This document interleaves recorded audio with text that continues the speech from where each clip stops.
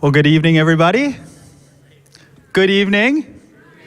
Good to be with you guys here tonight.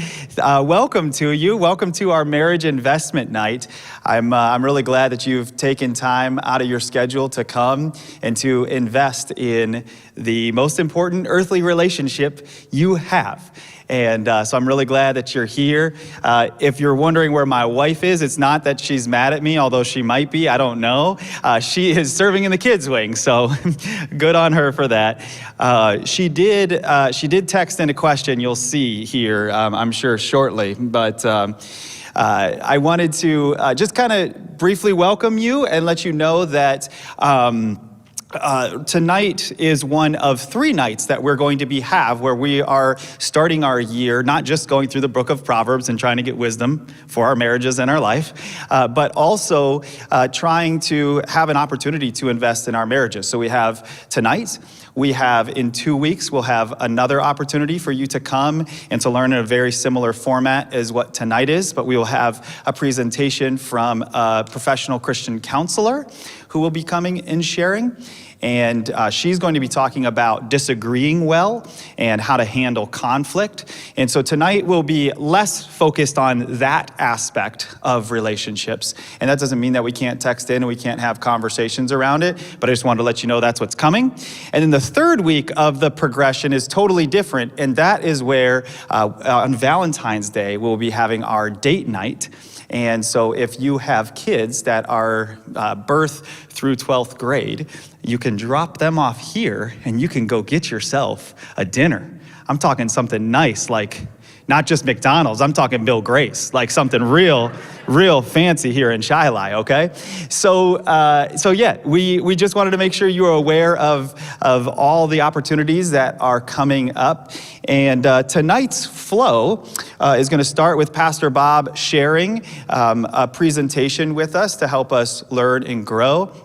And he shared some of his thoughts with me, and I think they're going to be very beneficial for all of us. And then we'll have a brief break, about 7 minutes, where you can get up, you can use restrooms, or you can get some more cookies, or you can get coffee, anything like that. And then we'll have Q&A at the end, where you can text in any question. And so I'm actually going to throw it up on the screen here now that you can use the QR code or use the URL at any point. You can even test it out now just to look and see that it works for you.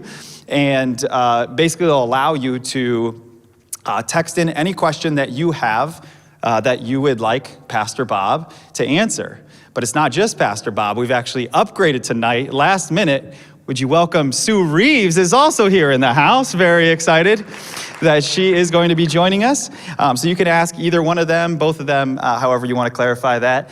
We'll be happy to tackle some of those questions. So that is the plan for tonight. You can get up at any time and move around. This is an informal setting, so I don't want you to feel like you can't, go to the bathroom or do whatever you need to do. Yeah, just make sure on my notes here that we covered everything. Yeah, I think we are good. I'd like to just open us up in prayer, and then we'll get started with Pastor Bob. Dear Jesus, I thank you so much for every couple and person who has come here tonight to grow, to try to become more like you and to be more honoring of you. Would you help shape and mold our hearts and our minds? Would you unify the marriages that we have been gifted with? Would you open up each of our hearts and help us not to point the finger at the person sitting next to us, but instead to look inwardly at our own hearts and how we can become more like you. And all who wanted that to be true of yourself, would you say amen? Amen. Would you guys give a warm welcome to Pastor Bob?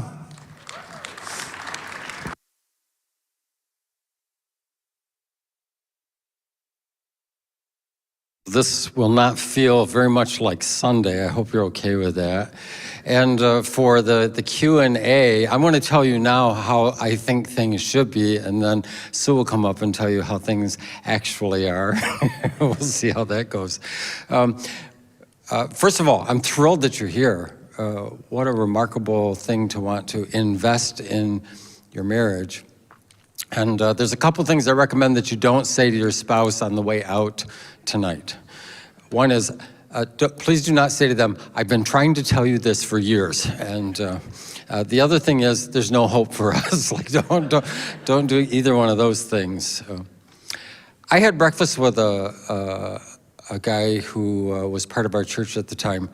And the reason he wanted to get together with me is because he was frustrated with his marriage, and so I was trying to find out what the source of frustration was. And he explained to me that his wife was just too needy.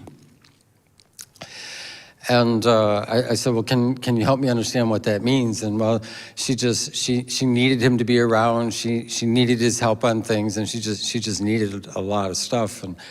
And so I knew a little bit about this guy. And so I said to him, I said, how do you like your car? And he said, oh, I love my car. And he had a very nice car. And I said, I've seen that car. I said, you keep it really nice. And he said, I do.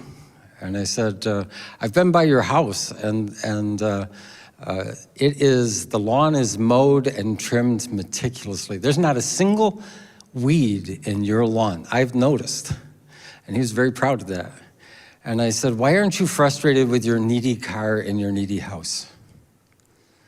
Because you put a lot of time and effort into making sure your car looks good and runs well, and making sure the house looks good and you have no weeds in the lawn. So why does that not bother you and your wife does? And he said that was a turning point for him. That in that moment he realized he was playing by a different set of rules when it came to his marriage.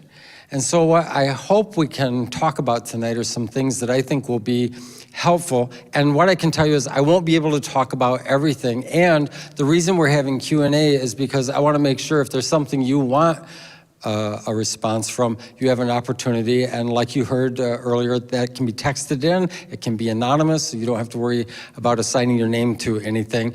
But if you're not signing your name, please do not put your spouse's name in there. Like, just don't do that. Marriage is like cultivating a garden. I don't garden. I tried it once, it didn't go well for me. When I want something, I go to the grocery store and I get what I want. And a lot of times we think our marriage is like a grocery run instead of a garden. And if you're going to garden, you've got to decide what you want to plant. What are you going to plant? What do you want to grow? What do you hope this garden will produce? You have to think about that, and then you actually have to plant the seed, and it's not like Jack and the Beanstalk. It doesn't come up overnight.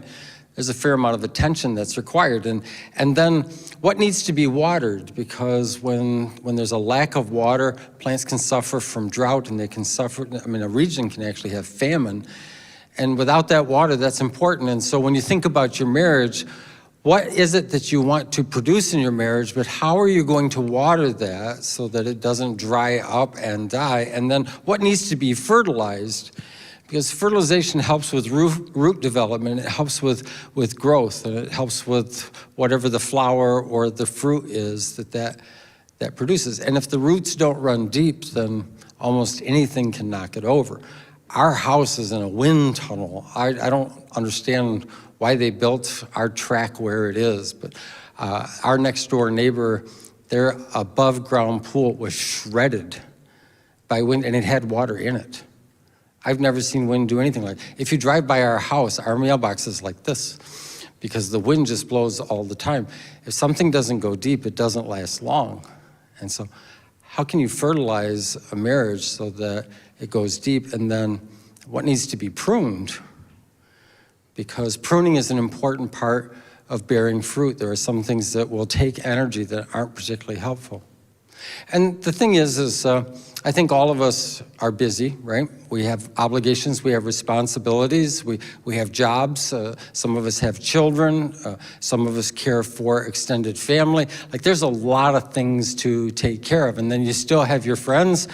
All of these things are part of our life, and so here's what happens with lots of couples. It's not as though that they don't care about the marriage, because that's an assumption we can come to. A lot of times, because nothing is wrong, we don't put any investment in. We wait until it becomes a problem, and then we think about it. And so a lot of times it's not because someone is uninterested in investing in the marriage, it's just everything's going well. Like, this is not bad, this is okay. And so because of that, there are some things we don't do that could really help down the road. Now, many couples are trying to go back to something that they had earlier rather than going forward to something that could be. Marriage is more like a seed than it is anything else. And so when you got married, that's the seed. What could it grow into? That's the thing that's worth thinking about. What do you hope your marriage could become? What could it blossom into? What kind of fruit could it bear? And a lot of times, couples get very upset because what they really liked was the honeymoon. Good. You're supposed to like the honeymoon. But the point is that there are other parts of life too, and our assumption is if we're not going back to that somehow it's not good. So I hope you can think a little bit about that tonight. How can we think about flaws? Because this is one of the things you discover is when you get married, you did not marry a perfect person. And you are not a perfect person. And so there are things that will pop up in the relationship. And so how can we address those things, and how can we handle criticism? Because marriage is not a criticism-free environment, right? And so a lot of times what we think is the problem is the person that we married. I chose wrong. What was I thinking? And more often, it is not the person that you married, it's how we tend to our marriage. And if you have a garden and you don't weed it, stuff's gonna grow you don't want. So how do we tend to our marriage? How do we invest things in that help it become what we hope it could be? And this is where some people struggle because they believe that marriages, if they're good, don't require any work. And if we have to work at our marriage, then something must be wrong with our marriage, and that is not true. Your marriage is going to require work, and it's going to require work from both sides. And when you do that, some amazing things happen. And so my hope is that tonight we'll be able to take a little bit of time to identify some things that maybe we could invest in. Maybe some seeds that are planted, or maybe some things that are nurtured that could become something you would really enjoy in your relationship. So, planning and planting. A question to think about: why did you get married? Why did you get married? When I do premarital counseling, that's usually an enjoyable part of the process. I'll ask them, why do you want to get married? And most of them say, we just love each other. We just want to spend the rest of our lives together. And those are good things, right? But here's the challenge. In history, in the ancient world, people didn't get married just because they were in love. People got married for status and for security. If you could put two families together and bring them together through a marriage, you could increase the wealth of that family, and you could increase the status of that family, and you could increase the likelihood that that family will survive generation after generation. And so a lot of emphasis was placed on how much economic benefit and stability a marriage could create. In the modern world, it's about, I want to get married so that I will be happy, right? So that I will be happy. I want to be happy for the rest of my life, and if I find the right person, I will be happy the rest of my life. And Scripture gives us something that's very countercultural, and this is what you have to appreciate about Scripture. Scripture is counterculture to every culture. Back in the ancient world, when polygamy was the norm, Scripture said, one man, one woman. And that was, people just looked shocked. They couldn't figure out. When the early church was starting in the Middle East, outside of Judaism, you could have 4 or 5 wives. That was common. If you go there to this day, that is common. So how did Christianity thrive in the midst of all of that? And so what we need to understand is Christianity actually is countercultural to all the cultures of the world's concepts of marriage. So what is it that the Bible tries to teach us about marriage that our cultures do not? That's a good question. And the biblical approach to marriage, we can find a hint of it in Ephesians 5. It says, husbands, love your wives, just as Christ loved the church and gave himself up for her to make her holy, cleansing her by the washing with water through the word, and to present her to himself as a radiant church without stain or wrinkle or any other blemish, but holy and blameless. This gives us a picture of what Christ is trying to do in our lives. But it's also a picture of what marriage can be. We're on a journey with Christ to become something we are not yet. And marriage can play a role in that. I don't recommend you find somebody that you want to change. That's a recipe for a lot of frustration, right? But I also recommend that you don't go into a marriage assuming I don't ever need to change anything. And our culture has defined love by accepting me the way I am and not wanting anything to change. And that's not realistic, okay? And some changes happen by the seasons that we're in. Any people in the room with kids? That changed your life? Yeah, it changed ours. And my wife and I used to have an argument, only one and only one time, but we used to have an argument. I used to say, no, the two of us, that's a family. We don't need anybody else.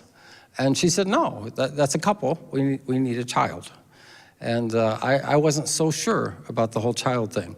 And we had talked about this before we got married. And we had talked about how many kids we were interested in having. And so I told Sue, I said, I don't care how many kids as long as it's not 5. And she asked why that was, and I said, because there were 5 kids in the family I grew up in, and I know that doesn't work. So let's do something else here. But marriage is like this, that Christ is helping us become something that we're not yet. It's not rejection, that's hope. That's not judgment, that's faith. And God can actually use the most significant human relationship we are capable of having to develop our spiritual life too, and to help us become something that we're not yet. And mostly this works through something called mutual sacrifice. Mutual sacrifice. Our world tells us that you have to choose between satisfaction and sacrifice. Which do you want? And the Bible teaches that the way we experience satisfaction in our relationships is through mutual sacrifice. And if you're interested, we can talk about, I won't spend a lot of time on that, but if you're interested, later we can talk about what that sacrifice looks like a little more in depth. The risk is that we'll fall into a mode where we intend only to become the spouse we can be when our spouse becomes the spouse they can be. There's the challenge, right? I'll be a better spouse when they're a better spouse, okay? And you can't wait. How good a spouse could you be now? How good a spouse could you be over the next year, 2 years, 5 years? Like, wouldn't that be great to find out? And this is an important thing. So this is how Christ approaches us. How many are glad Jesus didn't wait to be the Savior he could be until we became the follower we could be, right? So this is how we should think about marriage. This is helpful to us, right? I want to work on being the best spouse I can be, even if I think they're not keeping up. And this is what gives the potential for hope in a relationship. That does not mean that marriage should be one way. One-way marriages don't work. And you might say, well, the person I'm married to is more selfish than I am, and I don't know what to do about that. It's selfish, this will sound odd, it can be selfish to support your spouse to live a selfish life. That what we want to think about is how can we help them come out of that self-centered way of living. What does their full potential look like? And in what ways can I participate in them becoming who God has created them to be? And if they're acting selfish, that's not going to help them become who God created them to be. Here's another thing that I think is real important, and that is love is an action before it's a feeling. If we wait until we feel something to do something, some things are never going to happen. Right? Another thing I talk about in premarital counseling is that couples go on dates and they get better acquainted with each other and they talk about lots of things and they do some interesting things together and they decide that they're in love and then they get married, and one of the things they stop doing is dating. Dating doesn't have to be expensive, dating doesn't have to be extravagant, but when we do those things together, we actually find really interesting conversations to have. So you go out and, my wife and I, our first date was a blind date, and it was with two other couples. And they selected a movie for us all, so we went out to dinner because my friend had coupons. The rest is true. And then we went from the dinner to the movie theater, and it was one of the worst movies I've ever seen. And so I'm sitting there the whole time wondering, does Sue like this movie? And I remember us walking out, and I asked her, I said, so what did you think of that movie? She said it was terrible. I said, oh, good. But the idea is that even when we have differences of opinion, and please understand this, you didn't marry someone who thinks exactly like you. In fact, one of the attractions to the other person was because they were different from you. So God wants us to become more like him. That doesn't mean that we're supposed to make our spouse more like us, right? We can celebrate those differences. But the point is, if we act loving, the feelings can follow. If we wait to feel loving, we might not do anything. So it is good to start with action. I don't want to get into that. Let's try something else. There's just some places I know I don't have time to go tonight. All right, let's talk, how about communication, love language, and sex? No? This is a rough crowd. I think it's helpful to ask when you're trying to communicate with your spouse, what is my motive in this communication? What's the goal of what I'm trying to say? And sometimes we want to make a point, or sometimes we want to assign blame. And as a rule, that's not the most effective communication we can do. Sometimes we do want our spouse to be aware of how something they did affected us. That's good communication. This is not my strong suit. I don't like telling people how I feel. Is there anybody else in the room that's with me on that? Yeah, the rest of you are not raising your hands because you don't want to tell anybody how you feel. Sometimes we want someone to grow in a particular area, and that's a good conversation to have. That's very different than attacking them for not being something yet. This is an area that our marriage could grow. Sometimes it's helpful to help our spouse see something from our perspective. And if we have those mindsets, it's super helpful in the kind of communication we can have. Often what we want to do is just pay back for some perceived wrong or prove we're right. And I like being right. I do. I try to be right a lot. And when I am, even if I'm not doing a happy dance in front of everybody else, there's a little part of me inside that's having a little quiet, private celebration. I like being right. But that's not helpful in a marriage communication. Proving that I'm right is not helpful. Paying back some perceived wrong is not helpful. So Jesus actually gives us some information about this. What he tells us is that we need to take the log out of our own eye before we try to take the speck out of someone else's eye. Right? Here's the thing. If the speck is in your eye, it should look like a log to you. It's in your eye. And it's so easy to look at our things and diminish them and look at someone else's things and expand them to some great capacity. And so we need to think about this. Think about what's going on in my own life that I could address. So this is another part that's really helpful. Find the part that is your fault. Do not look for the percentage of fault. Going to your spouse and saying, well, I'm 90% right on this, does not help the conversation. Right? Acknowledging your part, that's super helpful. See, but it was so small, but it was still your part, right? And opening that up allows the other person to acknowledge their part. If you're trying to assign percentage of blame, you'll shut the conversation down. And the goal is to solve problems, not ignore them. So we want to think about that. So start with your part and then attack the problem, not the person. Attack the problem, not the person.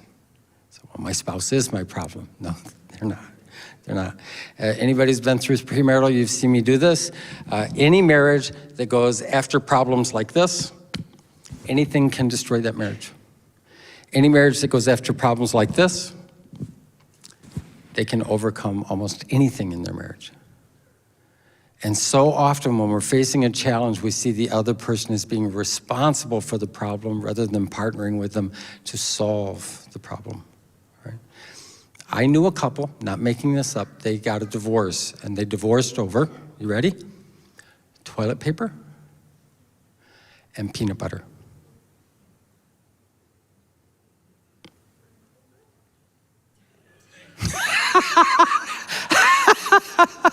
The question was during COVID. that might make sense.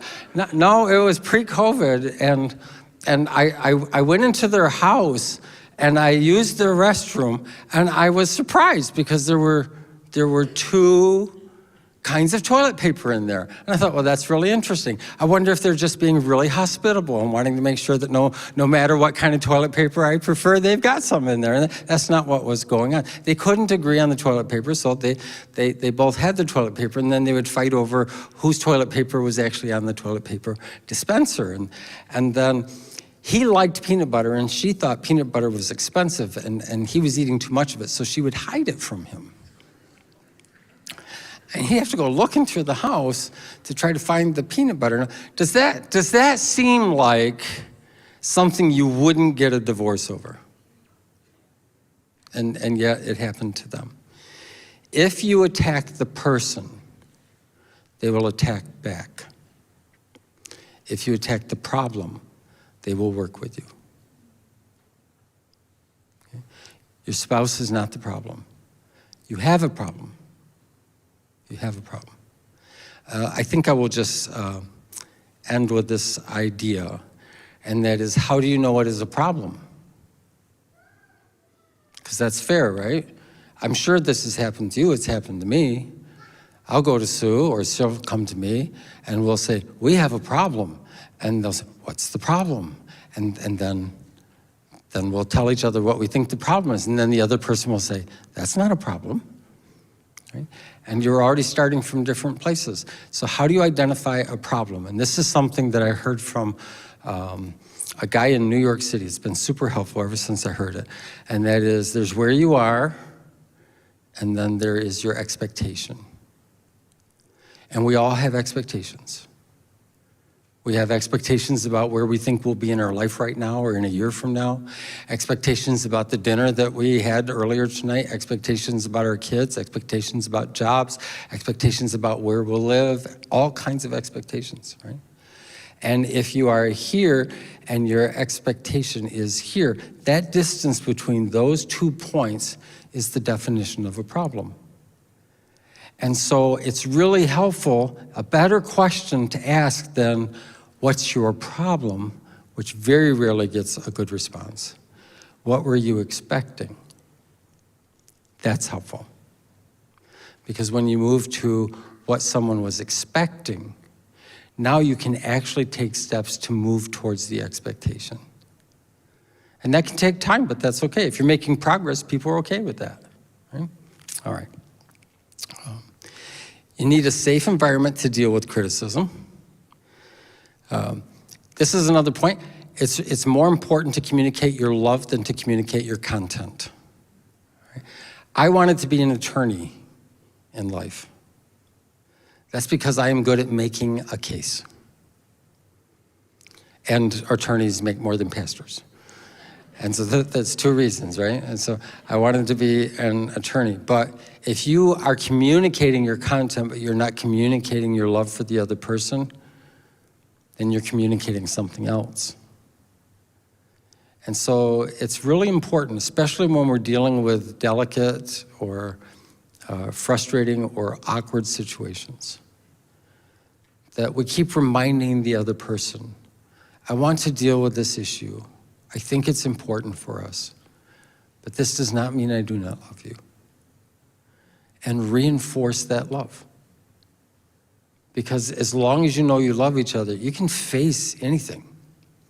But if you think that person doesn't love you anymore, it's going to get really hard really fast. Has anybody heard anything about love languages?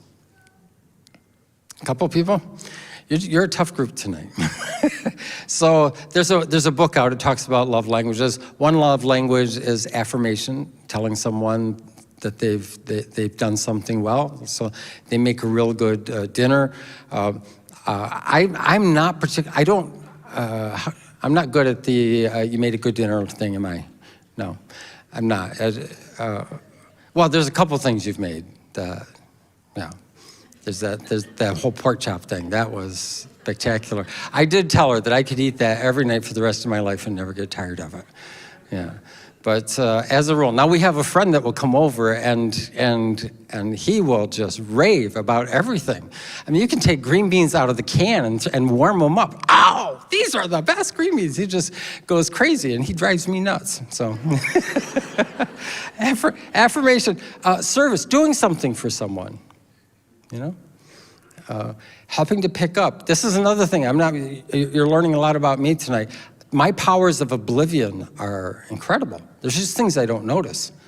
I'm thinking very powerful thoughts, and I just don't notice some stuff. And it took Sue for a while thought that I was making a contest as to how long I would let something go before she would do it. And I actually wasn't noticing it. That really helped her a lot when she realized I wasn't even noticing it. And then she could just say, could I have some help with that? Gifts, giving something. Some people like extravagant gifts. Some people just like a thoughtful gift. Time, to spend time with someone, because we do get busy. Time can become very precious. And then physical touch. Here's what I think it's important. Your love language is not likely to be your spouse's love language. And that means that we have to learn to speak their language when we want to communicate our love. If we only speak our language, they might not understand that. And so that means love to us. And when we do that or offer that for them, we can assume they're seeing that as love, and they might not see it that way at all. And here's another thing to know, and that is that your family of origin has a lot to do with your love language. How was love communicated in your family? And there are things that we bring with us that we heard. They would tell, this is how you show love for me. And then someone would do or wouldn't do that. Or maybe they would stop doing that because they wanted to communicate something else. And so we have to learn to speak their language. Sue and I were able to take a trip on our 25th wedding anniversary, and we went to a place where not everything is English. And what was really, really helpful is I would go into a restaurant. One of our deals was we would only go to restaurants that didn't have menus in English, because we thought we might get better food there. But then you don't know what you're ordering. And I don't speak that language. So I pull out my smart device and you could take a picture of it and it would translate it for you. Isn't that brilliant? I love that. So I didn't accidentally get snails. I got what I wanted. The point is that learning to translate to the love language that your spouse has. And maybe you already know what those love languages are for you, but maybe you don't. And so that's worth some conversations. A lot of our love language was learned from our family of origin. I'll talk about this, and I do want to leave plenty of time for Q&A. A lot of challenges in our culture relate to the sexual experience in humanity. And certainly Christianity has identified some very clear boundaries for that. But a lot of times couples are frustrated because they feel like they're being left out or they feel like they're being used. And this becomes a really challenging thing. Sometimes people will even use sex as a bargaining chip. This is what I expect if you want to get what you expect. And this can change the nature of the conversation, but also the experience of human sexuality itself.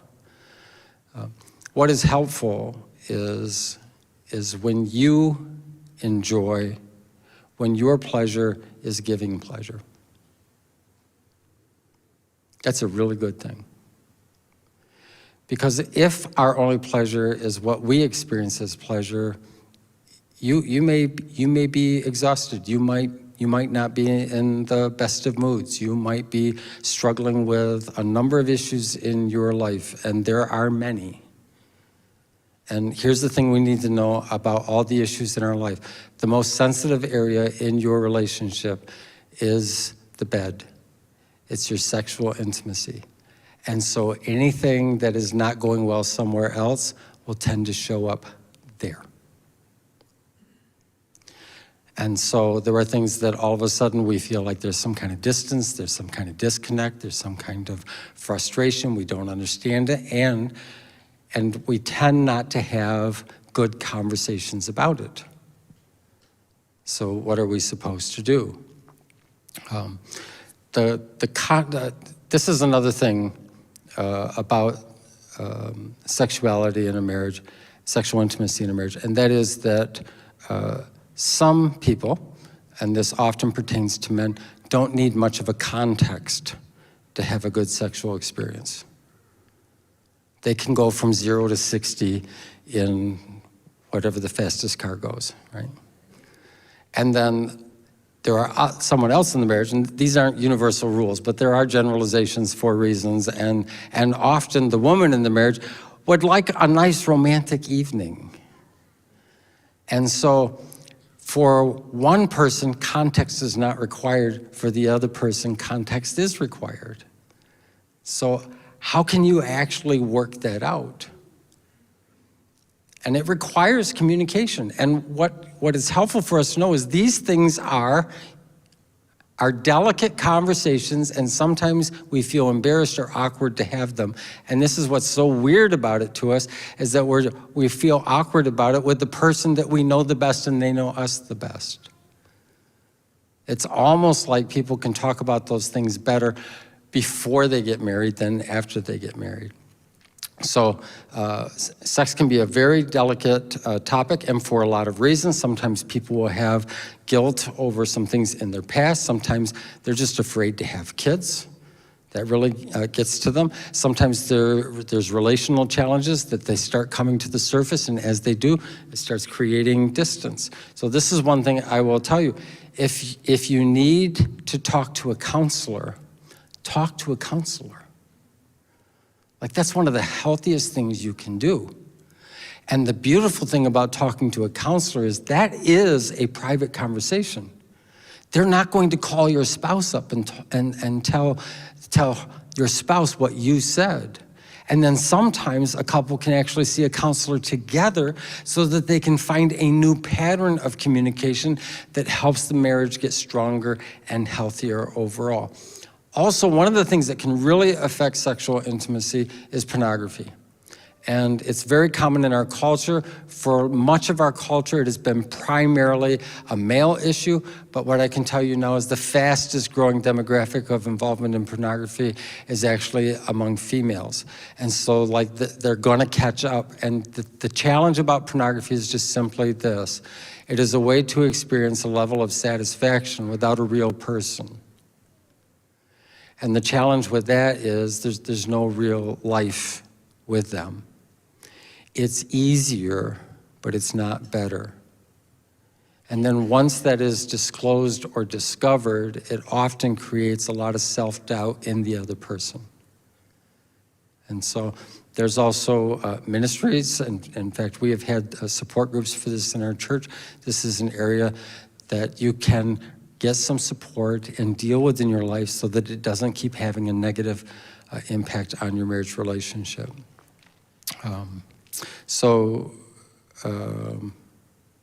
I think it's time for Q&A. How's that? 7-minute break. 7-minute break. And when we say 7 minutes, we actually keep track. So if you'd like to go to use restrooms, refresh your beverages, grab some more cookies, in 7 minutes, we'll be back. Yeah, here, Jonathan, you can tell them all that stuff. Yeah, only other thing I was just gonna say is if you guys can, while you're during the break, feel free to text in your questions, and you can actually even upvote with a little like button on a question that you like. You can do that as well if somebody's already asked something you like. But we'd love to hear from you guys and put these two on the hot seat. See you guys in a couple minutes.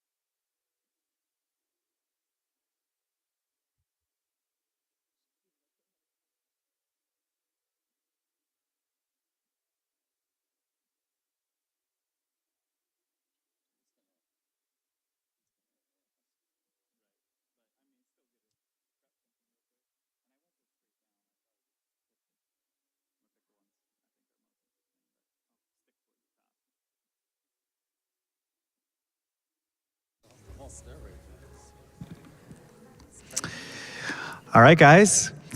Well, thank you, Pastor Bob, for sharing with us to start our evening. I can tell you guys, behind the scenes, there was already an argument up on stage up here.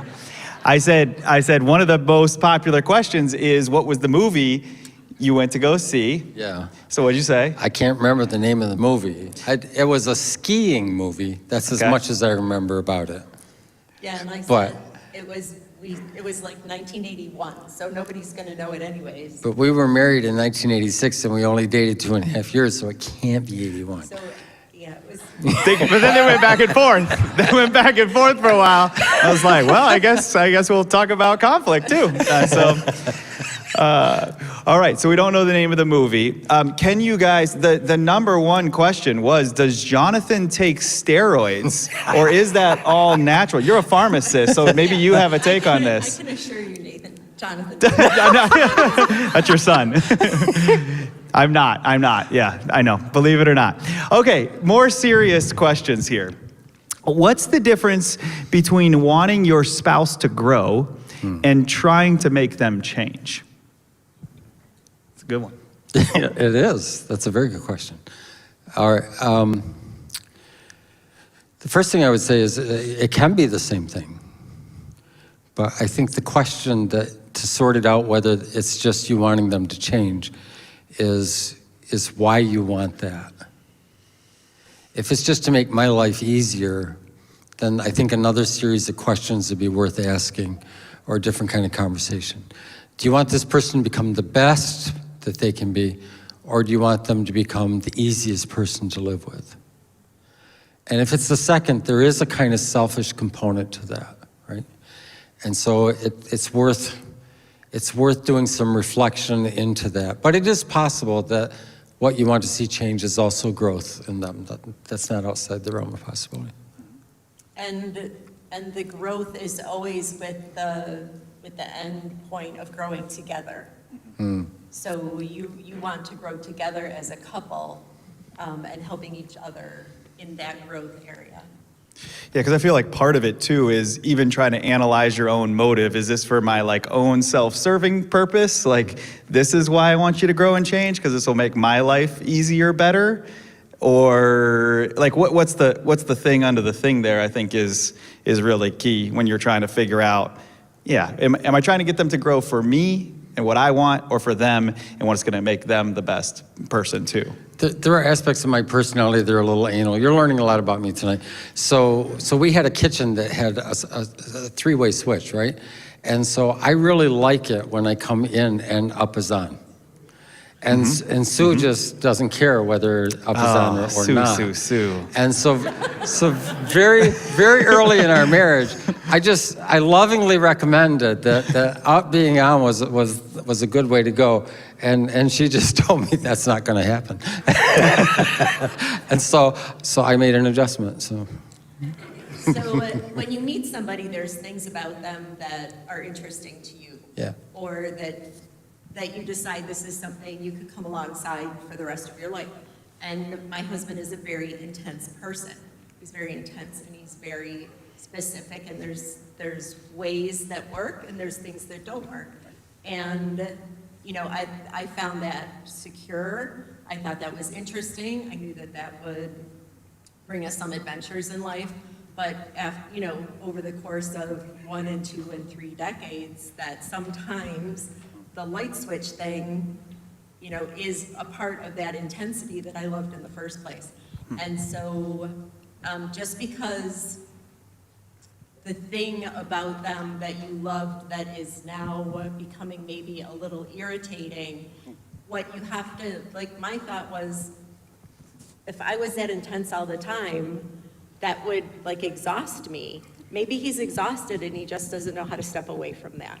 So maybe that's an idea of, I didn't want to change him in his intensity, but I thought that it would be worth the conversation as, maybe if you didn't have to worry about the light switch when you walked in the house every day, that would be just one less thing to have to process. maybe that would be better. That's a better version of that conversation than I got. So. Oh, man. Just a heads up, this mic is not working on live stream. It is working in here, but not on live stream. So we'll rotate around. It'll work out. Okay. This is another good one around intimacy. Should you always say yes when your spouse initiates sex in a healthy way? Thoughts on this versus saying no if you are truly tired, timing is off, you kind of like you're not feeling it, that kind of a thing. What are your guys' thoughts on that?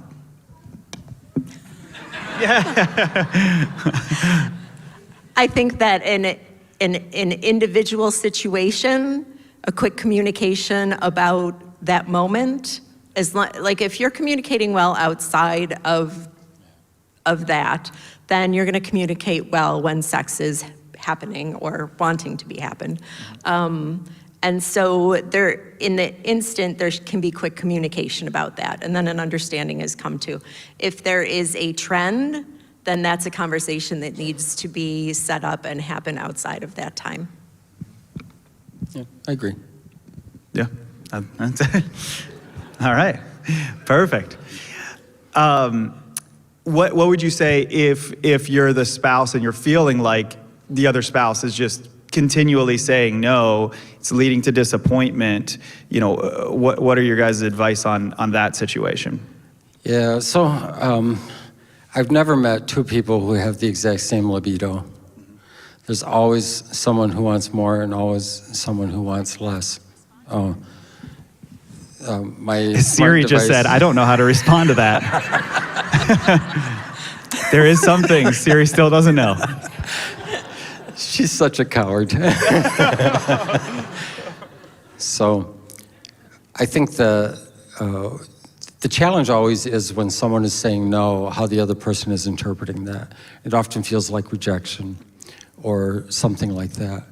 And so along with the no, I think there has to be some responsibility that just acknowledges, you know, why this is not the best time. I heard a counselor say this one time, and I was dumbstruck by it. I thought that there must be something really true in it. And that is, especially when you have kids, and kids can be an amazing source of emotional support. Like, we always think of them as being exhausting. They can also be a source of emotional support.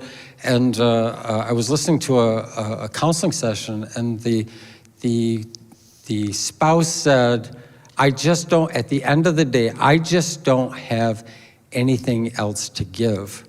And the counselor asked, is it possible you just don't have anything else that you want? Because that emotional bucket has been filled earlier in the day. And I think that those are questions that are worth asking. But I think it's helpful to know that if you're not on you want sex at the same frequency, you know, there's just some people who want more. Some people, it's not that significant to them.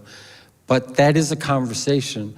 And then when we talked about mutual sacrifice, there are ways to be mutually sacrificial to help our spouse in that.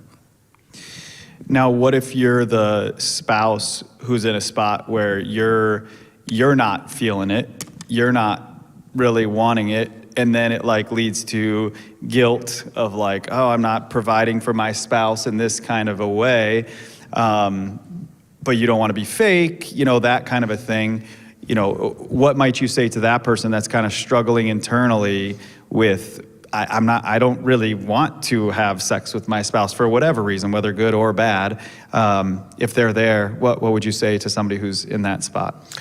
I think if there's a lot of awkwardness and confusion about that, a conversation with the counselor can be helpful to clarify that. But as I mentioned earlier, things show up in the bedroom before they show up in other places. And it's the most sensitive and vulnerable place that we have. And so if something's not working somewhere else, that is where it shows up. And that could mean that there needs to be either some professional help or some ongoing conversations. Yeah.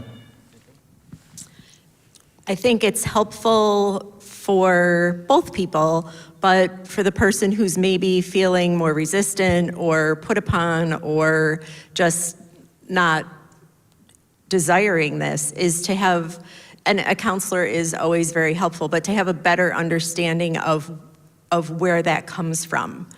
So many things do come from our family of origin. Is that where it's coming from? Is it a biology thing? You know, women, it's 6 months after we've had a baby, our bodies are still wonky, but we don't look wonky on the outside. And maybe, you know, you are wondering why you're not feeling like you used to feel. So it can be biology, it can be just exhaustion, it can be emotional, it can be family of origin. And it's super helpful to be able to talk to somebody who can help you put labels on those things. And when you understand better what is happening inside of you, you can communicate that better. And then that comes to a better understanding and a better solution. Next question. How can you develop trust after trust has been breached? Well, you probably have heard me say this on Sunday. Forgiveness is a gift, trust is earned. And trust has to be rebuilt. And often the steps required to rebuild trust feel like punishment to the person who's trying to rebuild the trust. So let's say there's been infidelity in the marriage and one person has been betrayed and the other person has violated their marriage vows. And now they're trying to put this back together. And so one of the things is, you know, so how can we put accountability in so that I don't have to be afraid you're somewhere you shouldn't be? And then that person can interpret it as, well, why don't you trust me? You know, why do you want to follow me on your phone? By the way, Sue can know where I am any time of the day or night. She can track me on her phone, and she often does, because she's worried I'm going to get lost. But the idea is that system of accountability is what builds trust. And so I'm not trying to hide a part of my life. And so that helps to establish trust. I think that when we feel like trust is someone treating us like a child, we'll resist it. And we'll fight back against it. And all I can tell you is that it's fair to have conversations about that. And if you have broken trust, you have to be willing to do the work to rebuild the trust. And it's going to take you longer to rebuild it than it took you to break it. Yeah. Break it. That's true.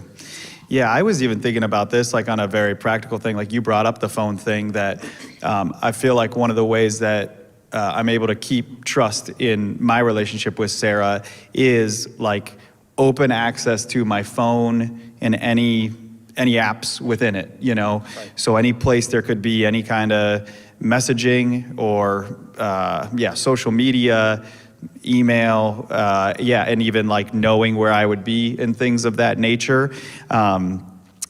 She just, and sometimes she'll just pick up my phone and just be going through whatever. And like that in and of itself is accountability to me. And I don't think that that's where accountability should stop in our lives, but I do feel like it's a real way that we've been able to develop and maintain trust in this world where there's just like access all the time to all of the things. And I guess what I would even say, if you're in a spot where you're feeling like, I wouldn't want my spouse to see everything on my device, then that would be in a situation where I would say that's a time to start talking to somebody. Right. Like maybe it's your spouse, maybe it's a close friend, maybe it's a counselor. But what the enemy always does is he tries to keep us isolated in the dark. Yep. And so if it's not exposed, we can't deal with it. Like, what's the first step in Alcoholics Anonymous? Like, admit there's a problem. If you keep it in the dark, it's going to stay there, and you're going to stay stuck in that habitual sin. Right. If you're looking to get free, you have to say it. The book of James, he says, confess your sins and you will be healed. Like it goes together. And so I think part of that can be, even if you've been in a spot where you have broken trust, I think not looking at it as my spouse is babying me, looking at it as I'm doing whatever it takes to rebuild the trust because this relationship matters. Amen? Amen. Yeah. And in different different times of marriage. So when you're first married, it's easy to think that, we're so much in love, we've talked so much about what we want our future to look like, and then you get married, and then maybe it's not a huge thing, maybe it's a smaller thing, but you feel doubt, or you're not trusting your spouse in a situation.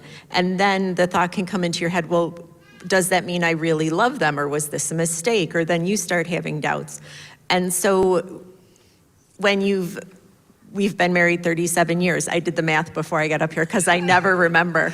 So we've been married 37 years, and we've gone through decades of building trust with each other.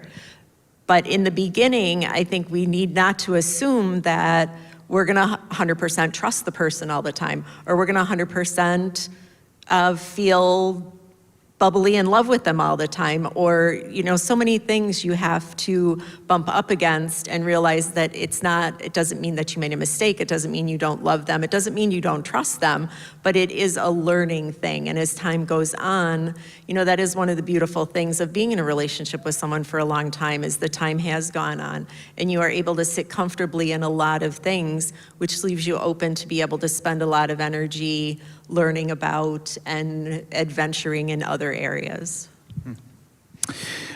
This is a related topic, but is omitting lying? What do you think about that?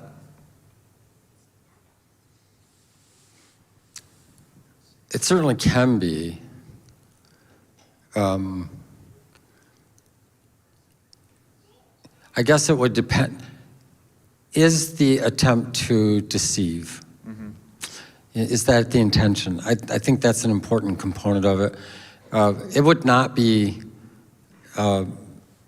beneficial for me to share all of my thoughts with Sue. Mm-hmm. As somebody who sits in like 5 hours a meeting a week with you, no, I'm just kidding. I'm not gonna say that. Yes, you probably wish I'd share a few less from time to time. Yeah. No, I think that that's a good question. I think that it does go to the motive, and sometimes we're omitting something because we're not trying to cause pain or irritation, but sometimes we're omitting something because we are afraid of dealing with the conflict that will come from it, or we're afraid of disclosing something that will have to become accountable in some area of our life. And so I don't think there's a hard and fast answer to that.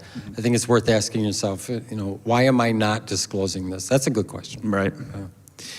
This is a good one.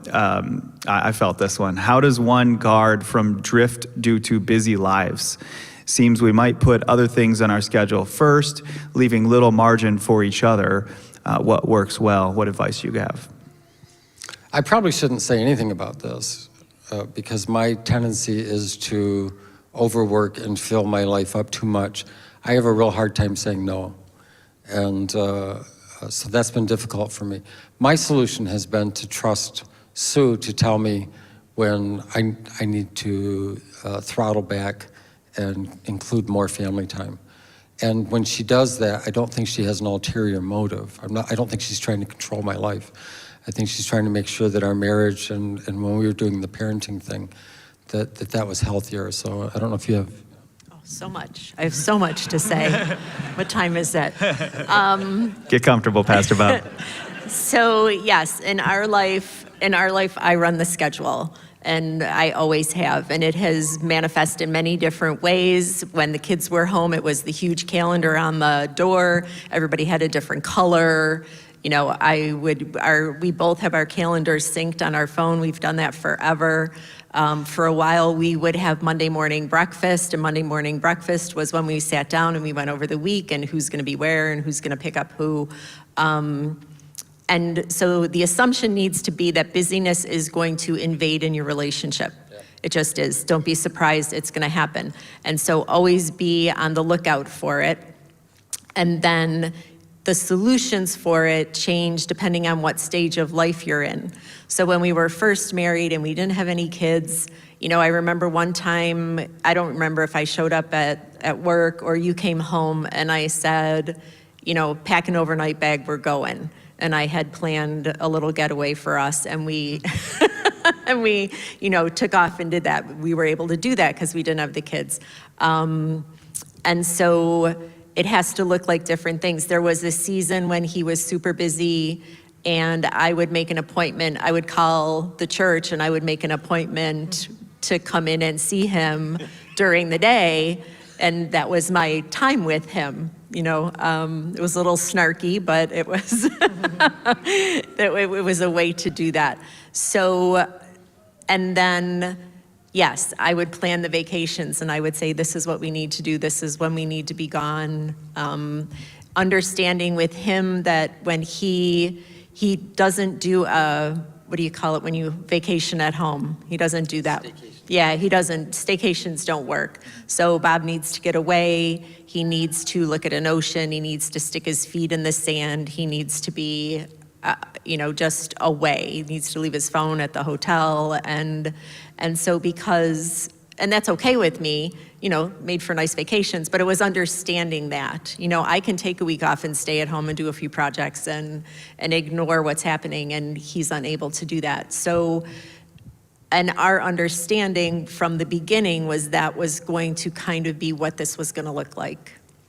And so I didn't resent being the person. I don't resent being the person who's planning the trips and always enjoying finding new things for us to do, new things for him to do. So it does look different at the different stages that you're in, and don't be surprised because life is busyness happens. Yeah, I feel like too, I'm in that like messy middle time right now. And so literally I realized this afternoon that I was like, wait, both my kids have activities tonight. Sarah's serving in kids' church. I'm supposed to be on stage. I have one kid getting a ride, but the other one doesn't. Like, what am I going to do? So this literally happened to me today.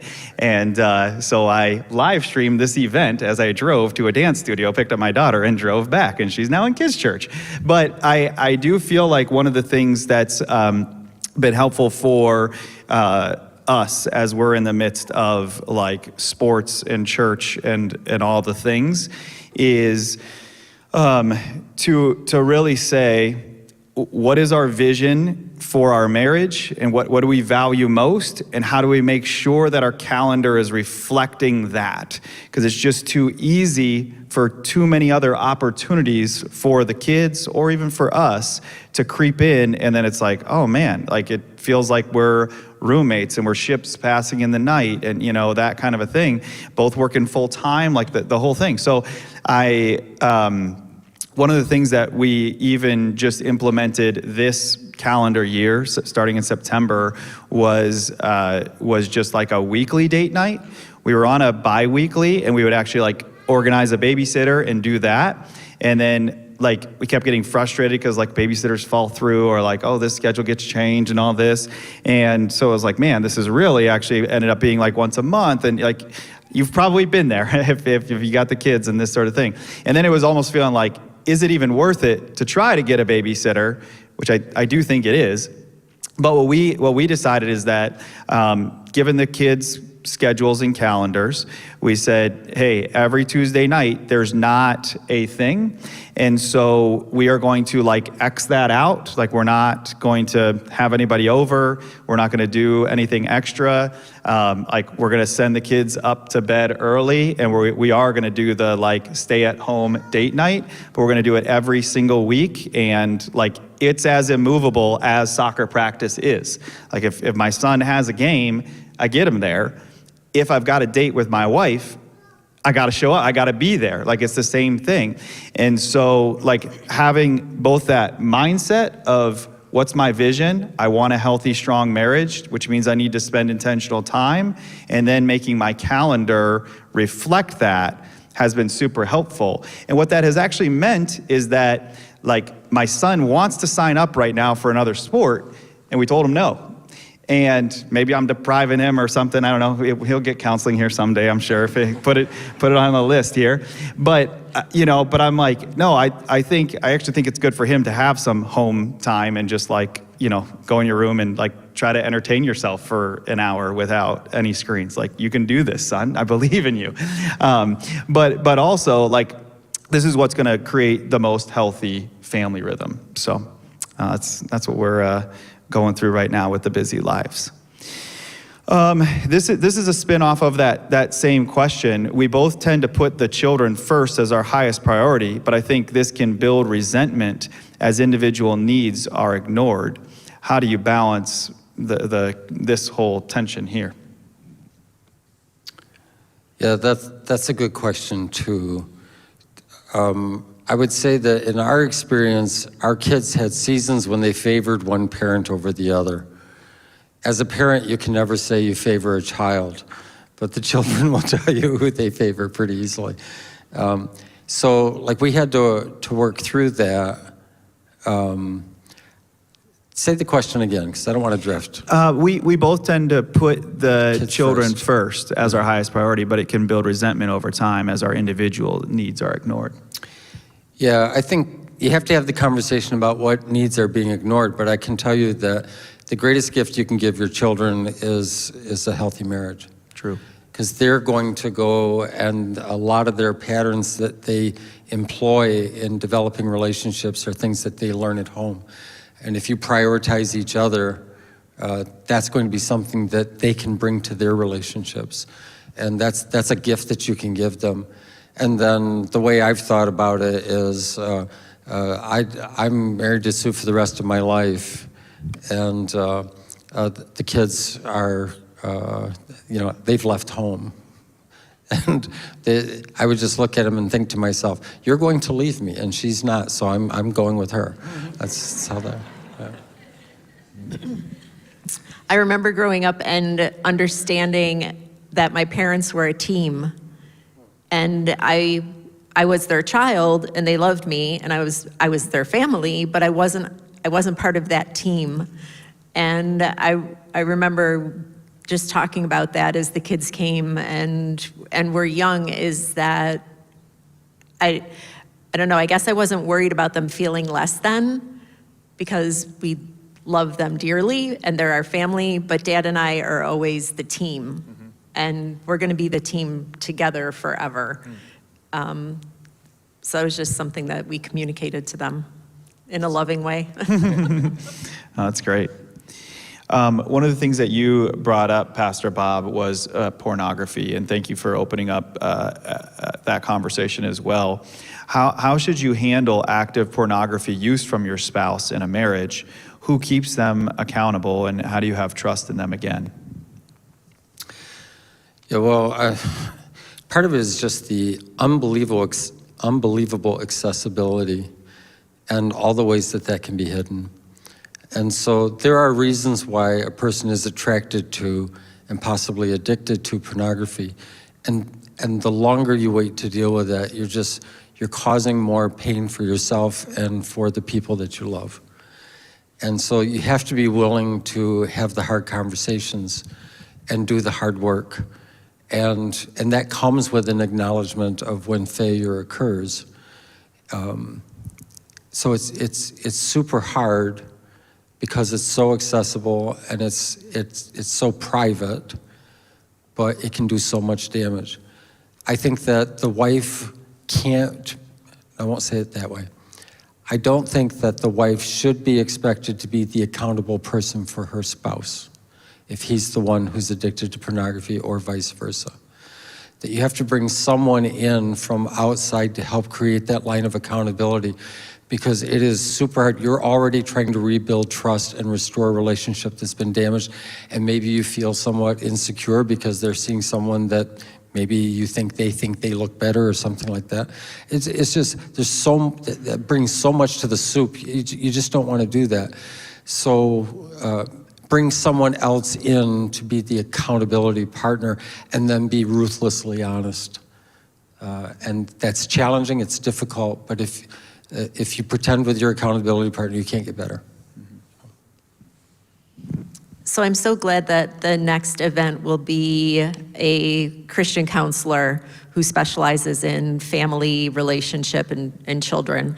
And there are some things that are going to come up that the spouse or that both of you are not equipped to handle.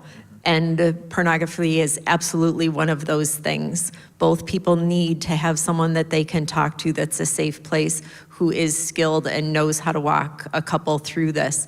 And so if it's not pornography, it might be something else. It might be anger issues. It might be who knows what.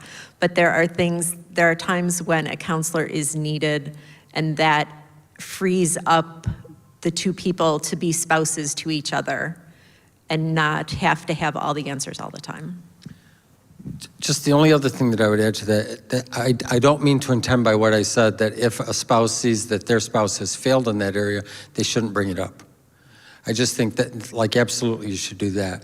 But the goal is if you become the accountability partner, that changes the dynamic a lot, and that'll make the marriage hard.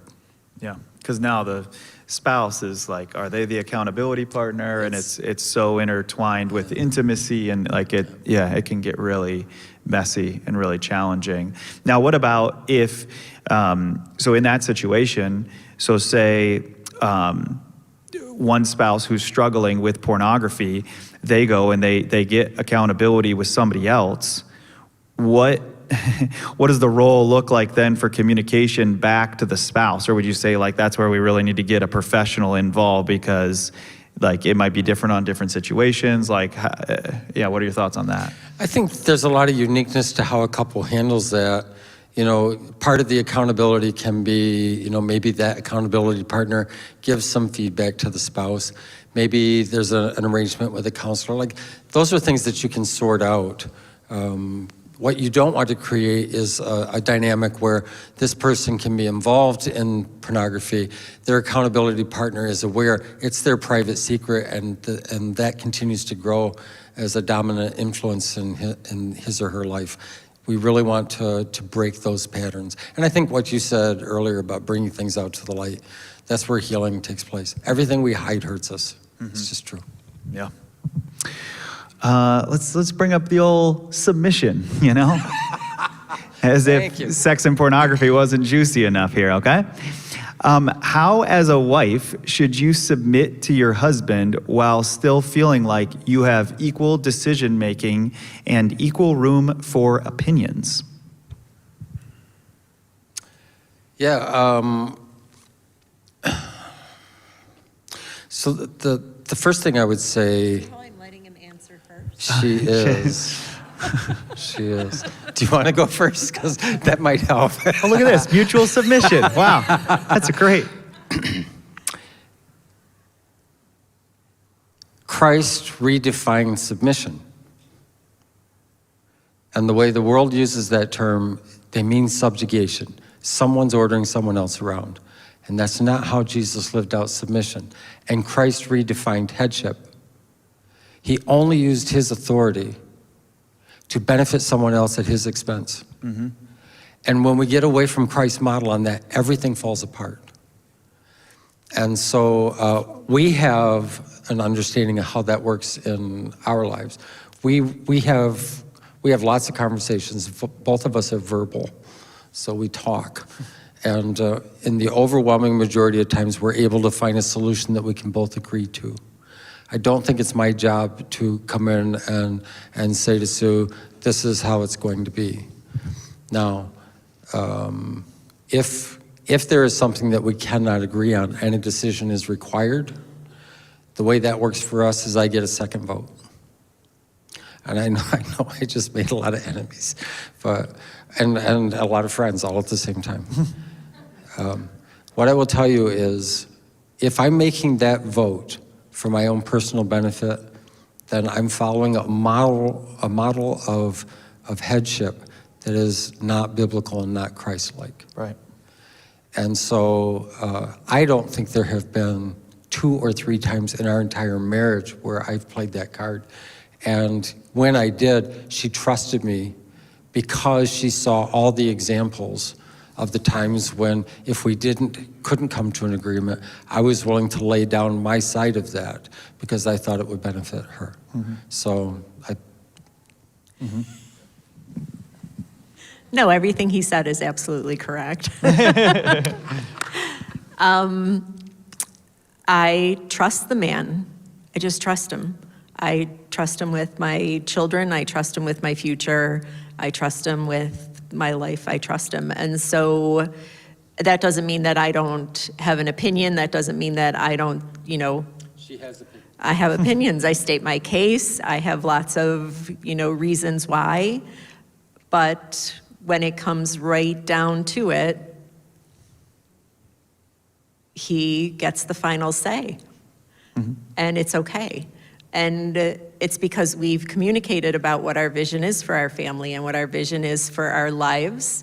We've talked a lot about what, I'm a pharmacist. I have a career. He understands fully what my expectations were that was going to look like. I fully understand what his expectations were of what his vocation was going to look like. We talk a lot about what we wanted for our children, what we wanted for their lives. And so I guess I never felt unheard. And so as long as I felt heard, I trusted him. A couple things. I think that for men in marriage, there's a lot of times they prefer not to lead because they don't want the responsibility of getting it wrong. And that's a real responsibility. Like, you make a decision to move the family to another part of the country or something like that. Like, that's a huge responsibility. And there are times when you have to be willing to bear that. And that's not a power move. It is, all right, this is what we're going to do.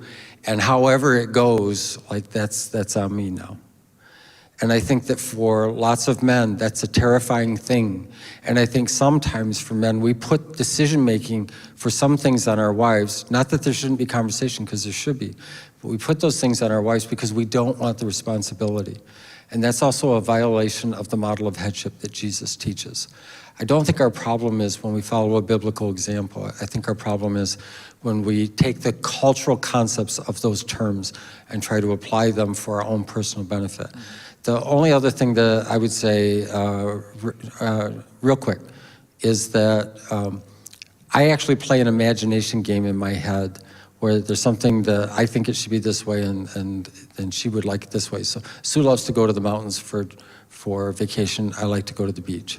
And so now I don't think we should not go on vacation because we can't agree, or we should take separate vacations because we can't agree. So I will do this imagination thing. I will see myself laying on the beach. It is 82 degrees. The sun is gently blowing. There's palm trees. The waves are gently lapping into the shore. And I'm just sitting there going, oh, this is good. And then I look over, and in my imagination, I see Sue, and she's not happy. And so now, is this going to be a fun vacation? No. So now I will go to Sue, and I will say, all right, well, we couldn't decide, so I got the extra vote, so we're going to the mountains. If you use the authority that you have to benefit someone else at your expense, you'll get it right. If you use your authority to benefit yourself at someone else's expense, you will get it wrong. So. That's a word right there. Can we thank these guys for their time and their energy and their wisdom? I just wanted to invite you guys once again back in 2 weeks and thank you guys for coming and, for making this investment and for showing up for your spouse, for that relationship. It's important and it matters. Just before we go, Pastor, I'd love to just have you pray a prayer of blessing over everybody and all these relationships. Father, you created the idea of marriage because you knew how incredibly wonderful it could be. And you gave us the wisdom of your word because you knew how hard it would be. And so I am so grateful that the people who are in this room or watching online right now, they have a sense of the wonder that you have created and the wisdom that you have created. And I'm so grateful for them being willing to make that investment tonight. And I ask that this would be an ongoing reality in their lives, whether they're in rooms like this or not. I ask your hand of blessing to be on every marriage here tonight. I ask that where there is a sense of woundedness or options where trust has been broken, that you would bring your amazing capacity to reconcile and to restore. and that marriages would actually be part of our Christian testimony. People would ask us, how are you able to have such a great marriage? And we'd be able to say, it's the love of God in us. We thank you for that in Jesus' name. Amen. Amen. Just a heads up, it is 8:04, so if you have kids in Kidsmen, please go grab them quick. Us three will be around, so you're welcome to have conversations with us, or if you'd like prayer, we'll pray with you. And yeah, we'll see you guys in 2 weeks. Thank you guys for coming.